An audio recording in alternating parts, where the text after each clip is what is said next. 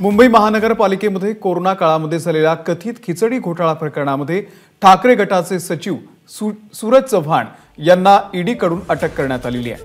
आमदार आदित्य ठाकरे यांचे निकटवर्तीय म्हणून सूरज चव्हाण यांची ओळख आहे। आदित्य ठाकरे यांच्या निकटवर्तीयांवरती पहिल्यांदाच ईडीकडून कारवाई करण्यात आलेली आहे। कोविड काळामध्ये मुंबई महानगरपालिकेमध्ये खिचडी घोटाळा प्रकरणामध्ये सूरज चव्हाण यांची ईडीकडून याआधी चौकशी करण्यात आलेली होती। सूरज चव्हाण यांनी आदित्य ठाकरे यांचे स्वीय सहाय्यक म्हणून जबाबदारी सांभाळलेली आहे। आदित्य ठाकरे यांच्यासाठी संघटनात्मक रणनीती आखण्यामध्ये सूरज चव्हाण यांची महत्त्वाची भूमिका असते।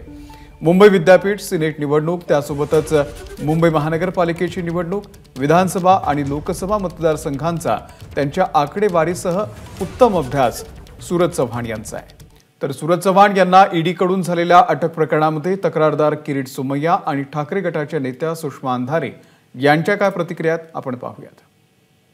कोविड लॉकडाऊन खिचडी घोटाळ्यात ईडीने आदित्य ठाकरे यांचे फ्रंटमॅन सूरज चव्हाणची अटक केली आहे। मी त्याचं स्वागत करीत आहे। संजय राऊत मित्र परिवाराने त्यांच्या खात्यात पण खिचडीचे पैसे गेले। उद्धव ठाकरेचे सेनेचे नेते ऑक्सिजन खाल्ला, कोविडचं कफन खाल्लं, रेमडेसिवीर खाल्लं, खिचडी खाल्ली। उद्धव ठाकरे साहेबांना सगळ्या कोविड घोटाळ्यांचा हिशोब द्यावा लागणार। महाराष्ट्रात जे भाजप विरोधी वातावरण तयार होत आहे त्या सगळ्या वातावरणाच्या पार्श्वभूमीवर जाणीवपूर्वक अगदी सूडबुद्धीने आज सूरज चव्हाण यांच्यावर ईडीने कारवाई केली। सगळीकडे घबराटीचं वातावरण तयार करायचं, जेणेकरून सन्मान्य पक्षप्रमुख उद्धव साहेबांच्या सोबत कुणीही उभाच नाही राहिला पाहिजे।